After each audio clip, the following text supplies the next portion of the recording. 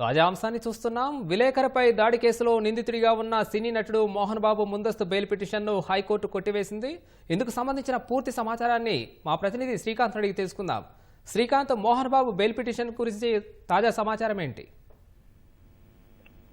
Pahadi Sharif police station పరిధిలో నమోదైన కేసులో ముందస్తు బెయిల్ పిటిషన్ దాఖలు చేయాలంటూ మోహన్ బాబు పిటిషన్ దాఖలు చేశారు. దీనిపై హైకోర్టులో మరోసారి వాదనలు జరిగాయి.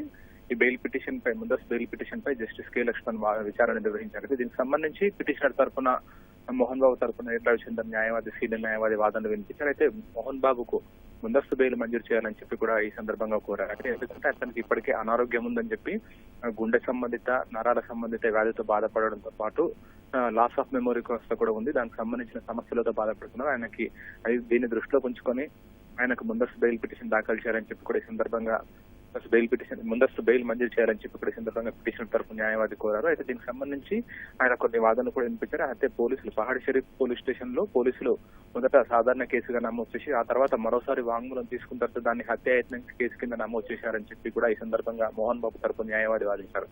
అంటే ఇక్కడ దాడికి గురైన విలేకరికి మోహన్ బాబు కనీసం పరిచయం కూడా లేదని, దానిపైన అతన్ని హత్య చేయాలని ఎందుకు అనుకుంటాడు, హత్యాయత్నం ఏ విధంగా అవుతుందని చెప్పి కూడా మోహన్ బాబు తరపు న్యాయవాది కోర్టుకు తెలిపారు. అయితే పబ్లిక్ ప్రాసిక్యూటర్ తో పాటు విలేకరు తరపు న్యాయవాది కూడా వాదనలు వినిపించారు.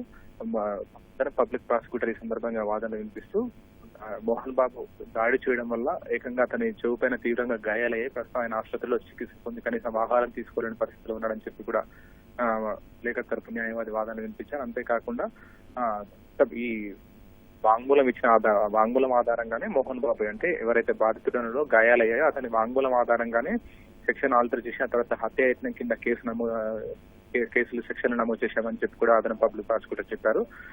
విలేకరు తరపు న్యాయవాది కూడా అయితే వాదించారు. అసలు గాయం చేయడం వల్ల తీవ్రంగా గాయాల పాలయ్యారు. అతను ఆసుపత్రిలో ఖర్చులు కూడా అయ్యాయి, చాలా ఖర్చులు పెట్టుకుని అతను తీవ్రంగా గాయాలు కావడంతో చెవి భాగం మొత్తం కూడా అందులో చెవిలో సర్జరీ చేసి ఒక ప్లేట్ కూడా ఉంచారు, తీవ్ర గాయాలయ్యాయని చెప్పి కూడా వాదన అయితే ఇరువైపులా వాదనలు విన్న కోర్టు దీనికి సంబంధించి ముందస్తు బెయిల్ పిటిషన్ ఇవ్వడానికి నిరాకరించి ఆ పిటిషన్ ను కొట్టివేసింది. దీనికి సంబంధించి అవసరమైతే సంబంధిత కోర్టులు విచారణ చేసుకోవాలని చెప్పి, ఒకవేళ ఏ కోర్టు కింద అక్కడ వెళ్ళాలని చెప్పి కూడా కోర్టు ఆదేశాలు జారీ చేసింది.